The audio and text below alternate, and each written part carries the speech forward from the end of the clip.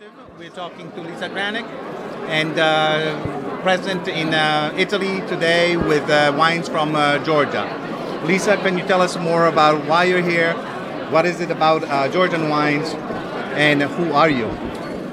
Well, the only reason I'm here is because I'm a master of wine. But I'm here with the Georgian wines because I have a background in Georgian wines for quite some time. And there's apart from the fact that number one, Georgia is, for all, as well as we know, the place where winemaking first began. They have their own traditional, unbroken winemaking tradition for 8,000 years. And they show some very interesting indigenous grape varieties produced in some of the oldest winemaking methods. Lisa, you have had an opportunity to try the wines over and over.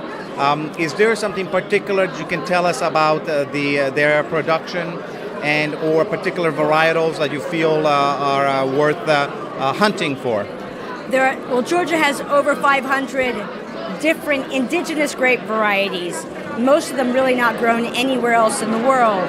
And whether you're talking about Cacciatelli, Solakaori, I'm going east and west, the varieties are different in the different parts of the country. Saperavi is the dominant red grape variety, but it's studying wine is a lifetime experience. You can spend your entire life hunting for wines, and Georgia is another deep hole where one can keep finding more grape varieties, and especially when they're produced in the traditional method, you get a very different expression. I'm not going to say better or worse, simply different from wines made in a modern style.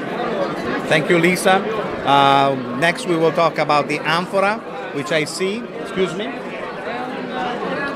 on every table we have a small amphora, and if you can tell us more about what it is all about. Okay, so I'm going to be a little nitpicky because as an MW I have to be.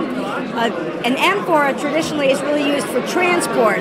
What is called a qvevri is different, number one, because it's immovable. It's planted in the ground. It doesn't move. So the fermentation occurs in this clay vessel that is dug and put in the ground. And because it's in the ground, it is naturally cooled by the earth.